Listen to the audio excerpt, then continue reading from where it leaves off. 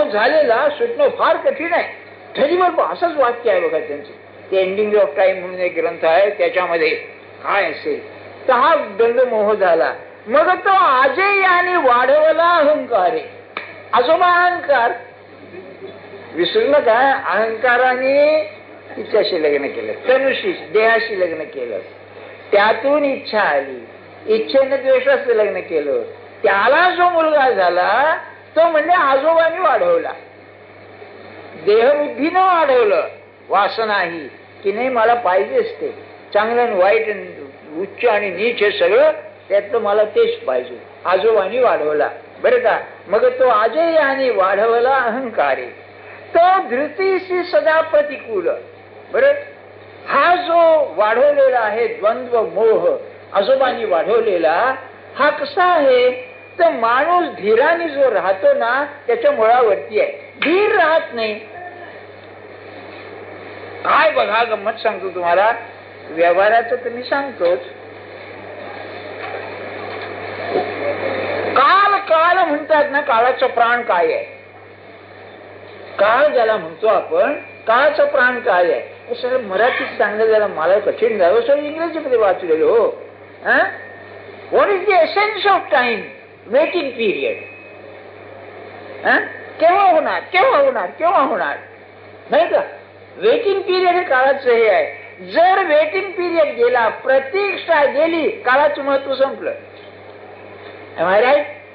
तुमच्या जीवनातल्या होणाऱ्या गोष्टी माझ्या मनाप्रमाणे बराबर होत गेल्या वेळेवर, काय जीवनाचा अर्थ आहे? मग काय खरा अर्थ नाही. ते असं होईल, सिद्धी येईल, मला आमकं पाहिजे की मिळालं, आमकं पाहिजे की मिळालं, अहो कंटाळा येईल पुढे. माणसाच्या जीवनात रस राहणार नाही.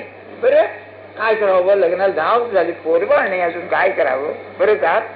किंवा नोकरीचं, अहो त्यांनी उद्या बोलावलं पण गेलं तर पुरा आणखी परवा बोलावलं. अरे नोकरी पाहिजे नाही का? बघा तुम्ही, वेटिंग पिरियड, प्रतीक्षा. म्हणून अरविंदांचे ते वाक्य फार अप्रतिम आहे. परमार्थामध्ये इंग्लिश आहे, अर्थात अरविंदांचे इंग्लिश म्हणजे काय? इंग्लिश लोक लिहू शकत नाहीत असं म्हणले. इंटेन्स ऍस्पिरेशन, ध्यानात ठेवा आपण, अशी की मला हे पाहिजे, तळमळ पाहिजे, मला ईश्वराचं दर्शन पाहिजे. इंटेन्स ऍस्पिरेशन आणि इन्फिनिट पेशन्स. पुढे वाट पाहण्याची तयारी, किती इन्फिनिट पेशन्स. अरे याच्या उलटच ते आहे. आणि तुकाराम महाराजांनी बरोबर सांगून ठेवलेला आहे. तुका म्हणे नाही चालत तातडी, प्राप्त काळ घडी आल्या विण. त्याच्या मनात असेल तेव्हाच होईल, नाही ते नाही होणार. तू किती डोकं आपटतोस, कसं शक्य आहे तुला? हे अहंकाराचं लक्षण आहे. म्हणून जर या मुलाचं म्हणजे जो हा द्वंद्व मोह आहे याचं प्रधान लक्षण असेल तर वाट पाहायला लागू नये. जे मला पाहिजे ते मिळावं, जे मला पाहिजे ते मिळावं. तुम्ही जसा विचार केला, समजा मला जे पाहिजे ते मिळतच गेलं, पचपचीत होईल बघा, पानसट होईल जीवन. म्हणजे वाट पाहण्याचं कारणच नाही मग, नाही का? किंबहुना असं होईल, काय आहे सगळं पाहिजे ते मिळतंय सगळं, यात काहीच अर्थ नाही. वाट पाहण्याची ही आहे. एक शेर आहे, तर मला तो आठवत नाही बरोबर, की अरे तू मला भेटायला येऊ नकोस. त्या प्रियकराला म्हणते ती, मला भेटायला येऊ नकोस, कारण तुझ्या वाट पाहण्यात जी काही तिची आवड आहे, तुझं चिंतन आहे ते होणार नाही आणि ते थांबून जाईल. आप जानते होंगे मगर यहाँ समझ में आते लोग थोडे हैं. बरं का? इंतजार का मजा त्याला म्हणायचं. आता ते सिनेमात कुठेतरी असेल, मला काही माहिती नाही. पण वाट पाहण्यात आता असं आहे, प्राण जाईल इतकी वाट पाहू नये. तिकडच घरावर आता अरे वाट पाहायचं म्हणजे काय, किती वाट पाहायची. तुकाराम महाराज म्हणाले, जाळून संसार बैसलो अंगणी, नाही तुझ्या मनी मानसी. अरे काय, मी सगळं तुला अजून आहे का नाही काही, किती वाट पाहायची तुझी मी, तुला ऐकायला येते का नाही? तू तर हृदयस्थ म्हणतोयस आणि माझी अशी अवस्था वाट पाहण्याची. म्हणून त्यांनी म्हटलेलं आहे, याच जर द्वंद्व मोहाचं जे लक्षण असेल, वाट पाहावी लागत नाही, धीरच राहत नाही. आणि तुकाराम महाराजांनी सांगून ठेवलंय, धीर तो कारण साह्य होतो नारायण. ज्या भक्ताला धीर आहे करतील ते करतील ते करतील ते, त्यालाच नारायण सहाय्य करतो. कारण त्याचं खरं श्रद्धा असते, भरोसा असतो. बरं का? किंबहुना त्यात गर्भित असं असतं, नाही दिलं तर नाही दिलं तू, पण तुला शोधणार नाही, हा धीर. म्हणून धृतीशी सदा प्रतिकूल नियमाही नागवे सळ. सळ म्हणजे वैर. तर हा अहंकार आजोबा आहे ना, तो वाढवतोय त्या द्वंद्व मोहाला. तर द्वंद्व मोहाचं लक्षण म्हणाले ते वैर करतो तो. एक तर धृतीनाशी करतो, आणि दुसरं म्हणाले तुमचं जे नियमित जीवन आहे, ऑर्गनाइज लाईफ, ऑर्डर्ड लाईफ, ते सगळं भंग करतो. काय अर्थ आहे करून कशाला यायचं, काय वाटेल तसं वागायला झालं आपलं, त्याशिवाय तिच्या विरुद्ध जातं. आशा रसे दोन दिलं जाहला सांगता. हा जो द्वंद्व मोह आहे हा पुष्ट झाला. दोंदील म्हणजे मोठ्या पोटाचा. गणपतीला दोंदील म्हणतात, म्हणजे मोठ्या पोटाचा. बरं का? तर म्हणाले हा द्वंद्व मोह पुष्ट झाला, झालं पोट बीट वाढलं. कशाने? आशा रसानं.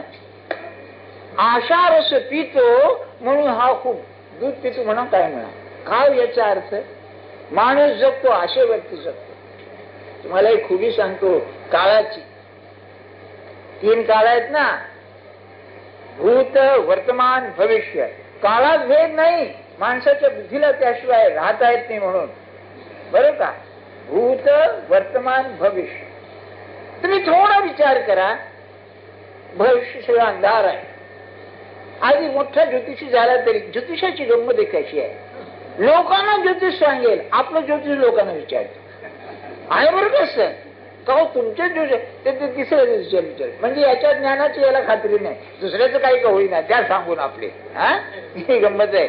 आणि ज्या डॉक्टर सारखं हो, आपल्या घरात कुणी आजारी पडले की तिसऱ्या डॉक्टरला, आणि तुझी विद्या काय शेण खाते का, तुला नाही काही.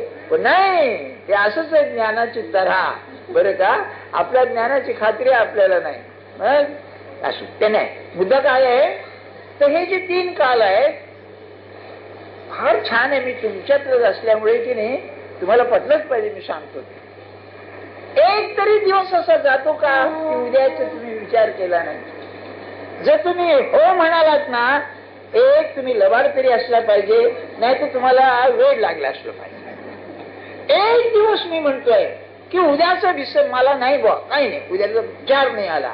अरे भविष्य सारखं भविष्य आहे. बर, भविष्य कशावरती आहे? कल्पनेवर आहे. माझ्या सगळ्या कल्पना चालतात. कल्पनेचा पाया काय आहे? भूत. पूर्वी जे घडलंय माझ्या जीवनात त्याची की नाही एक सुधारलेली आवृत्ती म्हणून मी भविष्य पाहतो. लहानपणी दुःख भोगलं, मग कल्पनेनं आता असं होईल तसं होईल, कल्पनेनं मी भविष्य रंगावतो. बरं, सगळं की नाही रिवाइज्ड एडिशन्स म्हणजे पुनरावृत्ती आहे, नवीन सुधारलेल्या आवृत्ती आहेत भविष्य म्हणजे. आणि भविष्य चिंतन जर संपलं तर एक तो वेळा तरी असला पाहिजे, नाही तर सत्पुरुष तरी असला पाहिजे. उद्या काय होईल? अरे उद्याच उद्या पाहिजे. बरं का? महाराजांचं उत्तर फार छान आहे. का असं होतं म्हणाले, तर म्हणलं उद्याचा विचार सुटत नाही म्हणून त्रास होतो. आणि रोज काय होतं, उद्या होईल म्हणल्यानंतर उद्या आला की पुन्हा उद्या पुढे येतो आणखी, म्हणून म्हणजे संपत नाही. माणूस कसा काळाच्या चक्रात आहे तुम्ही बघा.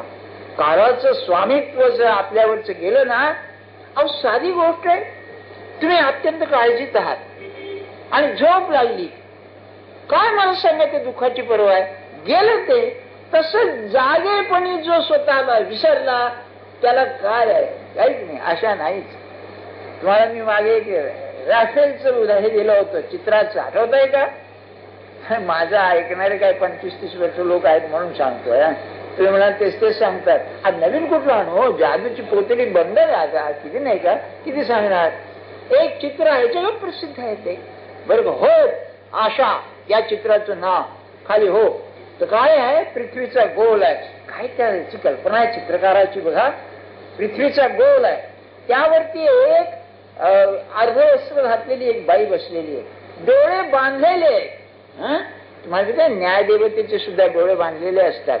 आता ती चोरून बघते सध्या, ती जाऊ द्या, मग कोणाला काय त्याचं काय नाही ते जाऊ द्या. आता डोळे बांधलेले आहेत की चष्माच घालीत असेल नाही तर ती कोणाच ठेवते. तेव्हा डोळे बांधलेले आहेत म्हणजे पुढे अंधार आहे सगळा भविष्यात, आणि त्यावरती बसलेली आहे. तिच्या हातामध्ये एक तंतुवाद्य आहे. तंतू म्हणजे तारांचं सतारी सारखं, बरं का. तेव्हा ते वाद्य 5-6 तारा त्याला आहेत, त्यातले सगळे तुटलेले आहेत, एक तार तेवढी राहिलेली आहे. आणि त्या तारेवर ती संगीत निर्माण करण्याचा प्रयत्न करते आणि ते काही निर्माण होत नाही आणि हो म्हणून खाली आहे. तशी माणसाची स्थिती आहे. आशा आशा आशा, आज होईल, उद्या होईल, उद्या नाही परवा होईल सारखं. हे जर थांबलं तर संपलं. म्हणून ज्ञानेश्वर महाराज म्हणाले की हा द्वंद्व मोह जो आहे हा लेखाचा लठ्ठ कशाने झालाय, ते म्हणले आशा पिऊन झालेला आहे, आशा रसे. बर, आणखी एक दृष्टांत बघा. असंतुष्टीची या मदिरा मत्त होऊन धनुर्धरा विषयाचे ओवरी विकृतीशी असे. बर, आशेने लठ्ठ झालेला आहे, हा काय करतो आणखी, बरोबर हरकत नाही, तेवढ्यावरतीच थांबलाय, दारू पितो म्हणाले आणि बेभान होतो. ती दारू कसली, असंतुष्टीची या मदिरा, असंतोषाची दारू पितो. काही झालं तरी तृप्ती नाही, मनासारखं झालं, लग्न झालं, नवरा चांगला मिळाला, मुलं बाळ झाली, हे झालं, काय करावं, घर नाही म्हणाले, मुंबईत घर नाही तर काय, बरं का, घर झालं, पुढे अहो मुलीचं लग्नाचं आहे, तिचं धड होत नाही. अरे मग तुझं संतोष व्हायचा केव्हा, हा नाही का. म्हणून त्याला दारू म्हटलेलं आहे त्याने. त्या दारूच्या पायी तो मत्त होतो, म्हणजे मला ते पाहिजे, बेभान होतो. संसाराची दारू ही अशी आहे बघा, काहीच सुटता सुटत नाही. आशा आशा करून त्याला काहीच नाही. म्हणजे एक उदाहरण सांगतो. एक ग्रस्त होते, महाराज पंढरपूरला होते, तेव्हा रोज याला जायचे, विठोबाच्या दर्शनाला जायचे. दर्शन झाली बरोबर मंडळी असायची. तेव्हा एकदा बरोबरच्या एका ग्रस्ताने विचारलं की महाराज आम्ही प्रपंच करतो, आपल्याला आम्ही कसे दिसतो, सांगेन म्हणाले. एवढंच बोलले, सांगेन. पुढे रोज आपल्या दर्शनाला जायचे संध्याकाळी. तेव्हा दुसऱ्या दिवशी जाताना समोरून एक दारू प्यायलेला मनुष्य येत होता. जरा मस्तीतच असतो दारू प्यायलेला मनुष्य, बरं का. तो येताना पाहिला तेव्हा म्हणाले का तुम्ही प्रश्न विचारला होता ना, मला असे दिसता तुम्ही म्हणाले, बरं का. मी एक पाहिलेलं आहे आमच्या गावामध्ये, बरं का. तिकडे दारूबंदी वगैरे काही नव्हती तिकडे, पण सिंधी पुष्कळ आहे, टाळी बिडी म्हणतात ना असं काही, पण दारू पिऊन ते एक हजरत म्हणजे मुसलमान ग्रस्त, मुसलमान काय हिंदू सारखेच ना, पण एक हजरत अक्षरशः गटारात पडलेले होते, बरं का. तेव्हा तो पोलीस आला म्हणा, अरे काय भाई चल उठो म्हणे. अरे क्यों उठो म्हणाला तो प्यायलेला, बरं का. काय, अरे मैं तो बादशाह हूं म्हणाले, गटारात रोड पे बादशाह. तसं म्हणाले ते मोहाचं आहे. मदिरा पिऊन असंतोष म्हणजे किती. म्हणून दुसरी एक गोष्ट सांगून देतो. मग इंतजारचं सांगितलं, वाट पाहण्याचं, आता संतोषाचं सांगतो. संतोष जर तुम्हाला झाला तर सत्पुरुष पाहायला येईल तुम्हाला. खरे जर तुम्ही संतोषी असाल ना तर काय पाहायला येईल. आणि आजकालचा काळ असंतोष असाच आहे. एका ठिकाणी कधी नोकरी नाही, 10 ठिकाणी फिरेल आणि मग शंका करील, मग तो असा आहे, तो तसा आहे. अरे मनुष्य सोयीकडे सारखा बनले का, तुला मिळायचं ते कुठेही मिळेल, मिळतच आहे. आणि इतकं मिळतं बघा. अरे काय हो, आमच्या काळाला 4-5 पगार म्हणजे काय पगार आहे मी. आता 15-20 हजार रुपये महिना, नवरा 10,000, हिला 10,000, नाही का. तरी पण पुन्हा असंतोष. आता काय करावं. हवा बिघडली म्हणजे किती अध्यात्म दृष्ट्या, बरं का. किती सारी, अरे किती आहे. म्हणून महाराजांचं वाक्य मी 1000 वेळा पाठ केलंय, तुम्हाला सांगून ठेवतो. पैसा अवश्य आहे प्रपंचाला, त्याशिवाय चालत नाही. प्रपंची पाहिजे सुवर्ण, समर्थाने जाजो सांगितलेला हा संन्यासी. आणि म्हणतात परमार्थी पंचीकरण म्हणजे या जगाचे विवेचन. तेव्हा पैसा किती पाहिजे, जिवंत आहे तोपर्यंत मध्यम स्थितीचं अन्न वस्त्र औषध पाणी याला पुरेल एवढा पाहिजे.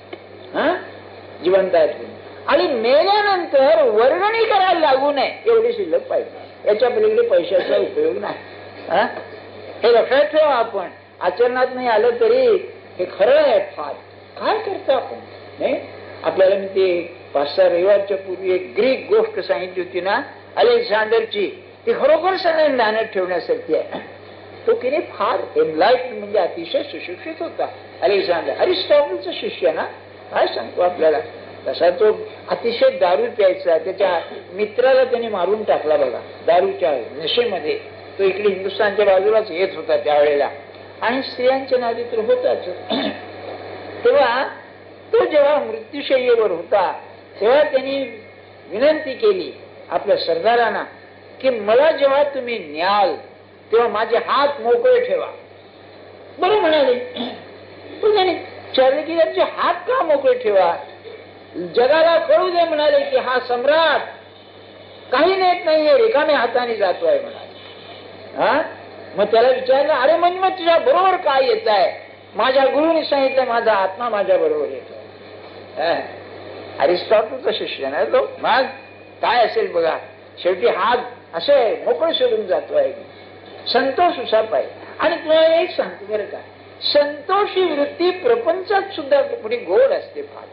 1-2-4 पोरं असले गमतीनं सांगतोय 3-4 मुली आहेत बरं का, बहिणी किती तुम्ही करा त्यांचं.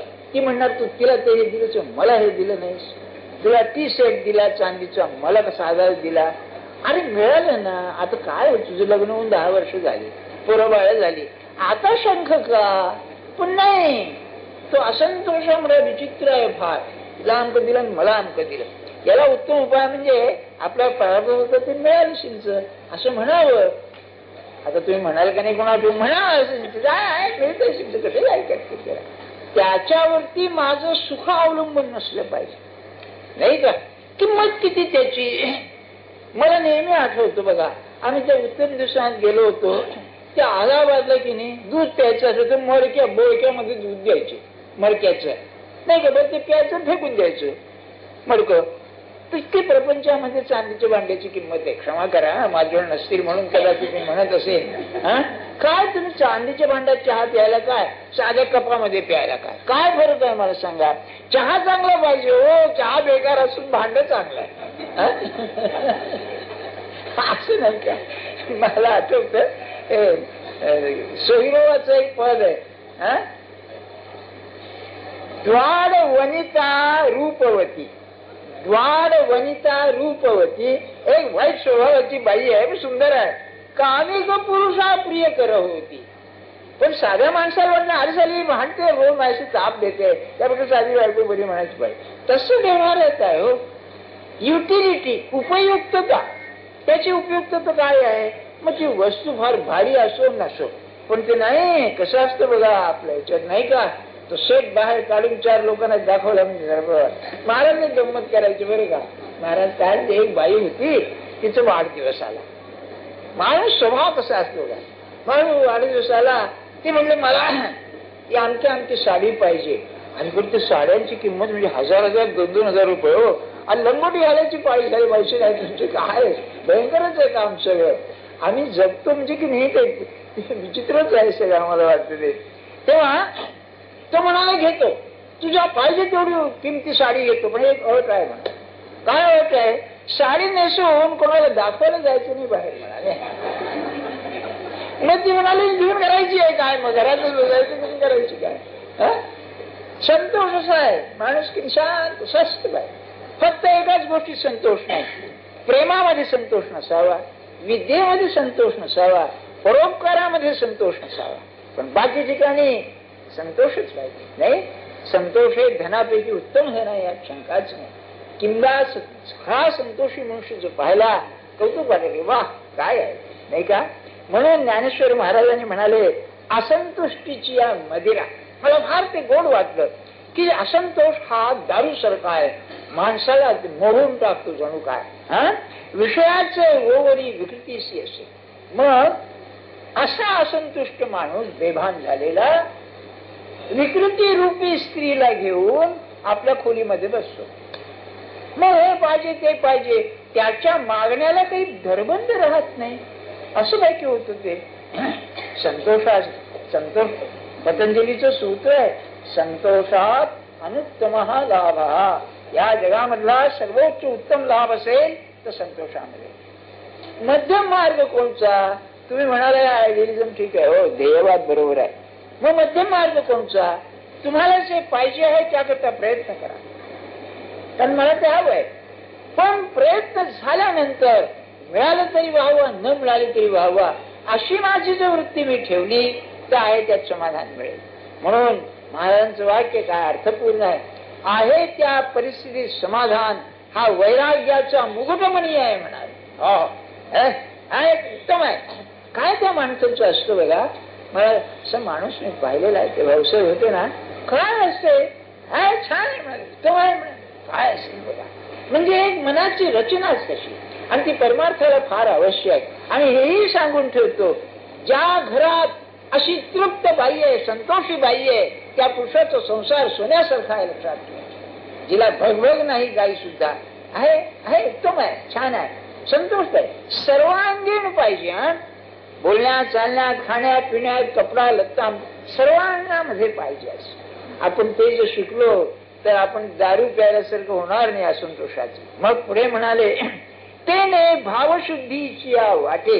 आता हे झालं वर्णन, म्हणजे आपण प्रापंचिक कसे आहोत. आता यातून बाहेर पडायचंय, त्याचं वर्णन पुढे आहे. मार्ग सांगताना नेगेटिव्ह, नकारात्मक, होकारात्मक, अफर्मेटिव्ह. आता त्याची विधायक बाजू सांगतात, आतापर्यंत ही विरोधक बाजू सांगितली. काय म्हणतायत? त्याने भावशुद्धीची वाटे, विखुरले विकल्पांचे काटे, मग चिरिले अवाटे अप्रवृत्तीचे.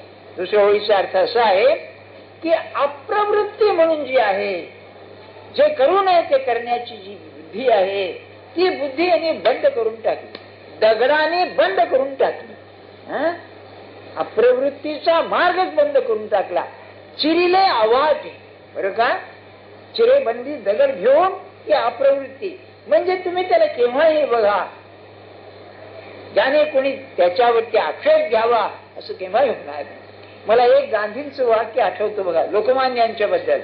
त्यांचा मृत्यूलेख त्यांनी लिहिला, त्यामध्ये त्यांनी असं म्हटलेलं आहे, his private life was spotlessly clean. पुढचं वाक्य असं आहे, his life was an open book. काय वाक्य, म्हणून गांधींचं इंग्लिश फार बिब्लिकल लँग्वेज म्हणतात ना, बघा ना, इट्स अन ओपन बुक. कोणतंही पान काढा, त्यामध्ये अप्रवृत्ती दिसणार नाही, ते ज्ञानेश्वर महाराज म्हणतात. मग होतंय काय? भावशुद्धी, अंतःकरण शुद्ध होण्याकरता जी वाट आहे, त्याच्यामध्ये विखुरले विकल्पांचे काटे. विकल्प म्हणजे भलत्या कल्पना, चुकीच्या कल्पना, उर्दूमध्ये गलत फहमी, मिसअंडरस्टँडिंग, भ्रम, बरं का, ते काटे पसरलेले आहेत. मग त्याने भूते भांबावली, म्हणून संसाराची आडवी माझी पडली, मग महादुःखाच्या घेतली दांडेवरी. या असल्या काहीतरी विकल्पाच्या कल्पना ठेवल्यामुळे प्रपंचातली ही माणसं एका अरण्यात सापडल्यासारखी होतात. काय म्हणाले? अरण्यात सापडली आणि भांबावली. काय करावं? मग त्या अरण्यामध्ये असणारे जे लुटारू लोक आहेत ते दुःख देतात. प्रपंचामध्ये दुःख भोगावं लागतं, आपल्या कल्पनेपायी, बरं, दुःख भोगावं लागतं. ऐकून ठेवावं, मी असंच आपलं ऐकून ठेवलंय. नरसिंह मेठा होता ना, वैष्णव जन तो तेने कहिये, त्याच्या की नाही जावई वारला म्हणून मुलगी घरी. बरं, मुलगा वारला म्हणून सून घरी, विधवाच, मुलगी आणि सून दोघं विधवा, आणि बायकोन हा चार. तेव्हा एक ग्रस्त त्याला दर्शनाला आला, भेटायला आला, आणि तो म्हणाला की तुमचं कसं काय चाललंय? उत्तम चाललंय म्हणाला. अरे, ही सून विधवा, मुलगी विधवा, असं घरात असताना तू कसा? तो म्हणला काही नाही, हा योग जसा सळला, पण आम्ही म्हणले 14 जण भगवंताच्या भजनात असतो, आनंद आहे म्हणाला. अरे बापरे, हा ऐकायला हे किती हे. समजा एखाद्या मुलीचं लग्न नाही झालं, नीट वागते ना, पोटापुरती मिळवते ना, सध्याच्या काळी चांगली वागते ना, असू दे ना, काय आहे त्यामध्ये? साधक वृत्तीचा जो आहे त्याने ही दृष्टी ठेवावी.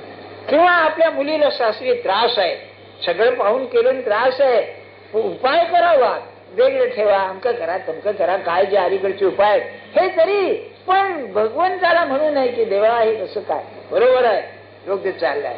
म्हणून संसाराच्या या अरण्यामध्ये काय वाटेला येईल याचा नियम नाही. त्याच्यामध्ये म्हणाले हे महादुःखाचे जे लुटारू आहेत ते अंगावरती येतात. मग म्हणाले ऐसे विकल्पाचे वायाने काते देखोन सिनाने ते मती भ्रमाचे पासावणे घेतीच ना. असे जे हे काटे पडलेले आहेत म्हणजे जे दुःख आहेत, ही दुःख माणसाची मती भ्रष्ट करण्याचं संभव आहे. आपण नेहमी पाहतो ना, हे आमच्या डोक्यात आम्ही काही नसताना हे दुःख म्हणले माझ्या वाटेला का आलं, मी काय चुकलं म्हणले, देवाचं काय केलं, अरे तर देवाला हा धंदा आहे तुला शिक्षा द्यायची नाही का, तर काय रेल्वेतले पोलीस बिलीस आहे का, धरा यायला लेखा काढा पैसे तिच्याकडून, असं काय आहे काही? काय आहे? किती वृत्ती म्हणजे परमार्थाची हीन वृत्ती आहे. अरे तुझ्या वाटेला त्याला काय करायचं आहे बरं का, तो निर्माण करून बाजूलाच झालेला आहे. तुम्ही बोंबला त्याला मोठं काय सोसाय झालेलं आहे नाही का, असं मी आहे ते. मग म्हणून उजू एकच ओवी वाचतो, उजू एकनिष्ठेच्या पाऊली रगडून विकल्पाची या भाली महापातकांची सांडली अटवीची. अटवी म्हणजे अरण्य बरं का, लहान अरण्य. महापातकांचं जे अरण्य आहे ते टाळलं. कसं टाळलं? एकनिष्ठेच्या पाऊली चालतोय ना, ते एकनिष्ठेनं चालतोय. एका ठिकाणी कुठेतरी निष्ठा ठेवली. 1000 वेळा मी आपल्याला सांगतो ना, एक धरीला चित्ती आम्ही रघुमाईचा पती, अशी एक निष्ठा ठेवून चाललाय. मग हे जे विकल्प आहेत ना ते काटे आहेत. काय ज्ञानेश्वर राजाची खुबी आहे, काटे आहेत ते. तर काट्यांची जी टोक आहेत, टोक त्याला भाला म्हणतात. काट्यांची जी टोक आहे ती टोक त्यांनी तुडवून टाकली. काटे पडले पण टोक नाहीत, मग काटे असे ना. म्हणजे दुःख असून सुद्धा त्याचा जो मनावर परिणाम झाला नाही, असे ना बिचारे दुःख असलं तर असलं नसलं ते आपलं पाहून घेतील. म्हणून मला महापातकांची सांडलेली आटवी मग पुण्याचे धावा घेतले माझी जवळीक पातले किंबहुना ते चुकले वाट बधेया. वाट बधा म्हणजे लुटारी लोक, वाटेमध्ये लुटणारे, त्यांच्यापासून हे सुरक्षित झाले. कोण? असे जे पुण्य साठवतात ते भगवान म्हणतात माझ्या जवळ आले. आणि ते जवळ आल्यामुळं त्यांना की नाही वाट मध्ये म्हणजे संकट येणारी जी विघ्न येणारी आहेत ती विघ्न बाधत नाही. आता पुढच्या रविवारी पुढचा विषय सांग. जानकी जीवन स्मरण जय जय राम. हरिपती राघव राजा राम.